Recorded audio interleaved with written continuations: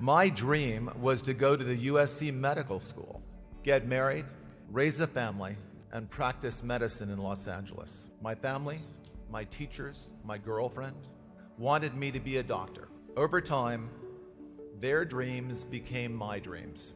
They convinced me I should be a doctor, but as hard as I tried, I couldn't do it. After a few difficult and unhappy years as a pre-med student, it became painfully clear to me that I did not like the courses I was taking, and I just could not make myself study something that didn't interest me. At the time, I thought I lacked discipline and that I was selfish. Maybe so. But whatever the underlying reasons, I was unable to make myself into the person that I thought I should be. So I decided to stop trying.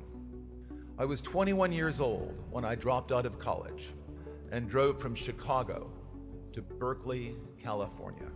I cared about the wilderness and I wanted to help preserve it. I joined the Sierra Club. I became an environmentalist. During my California springs and summers, I spent most of my days in the high Sierras in Yosemite Valley, working as a river guide and a rock climbing instructor. I loved those jobs, but unfortunately, they didn't pay that well. So I also got a job working a couple of days a week as a computer programmer back in Berkeley. I had learned to program in college. I didn't love programming, but it was fun and I was good at it. And computer programming gave me the same kind of satisfaction as solving math problems and playing chess. Both things I enjoyed before I became a confused teenager. At this point in my life, I thought I was making real progress on my journey of self-discovery. I had found a cause. I had a couple of jobs that I loved, and one that was fun and paid the bills. I was pretty happy with my life. I started taking classes at UC Berkeley. I took several classes, but the only one I can remember was a sailing class taught at Berkeley Marina. When my class was over, I wanted to buy a sailboat. My wife said this was the single stupidest idea she had ever heard in her entire life. She accused me of being irresponsible, and she told me I lacked ambition. She kicked me out, and then she divorced me. My family was still mad at me for not going to medical school, and now my wife was divorcing me because I lacked ambition. It looked like a reoccurrence of the same old problem.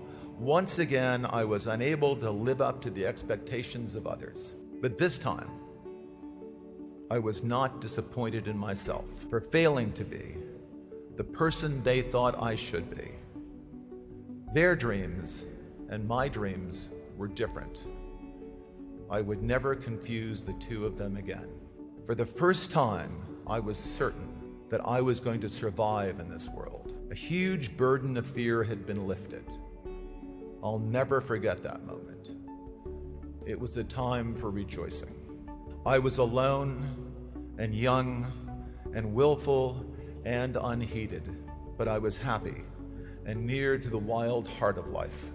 Throughout my 20s, I continued experimenting, trying different things, racing bikes and boats and constantly changing jobs. It didn't take me long to discover that the most interesting and rewarding programming jobs when I went to work for my first Silicon Valley startup, Amdahl, where we developed the world's fastest mainframe computer, faster than anything IBM had.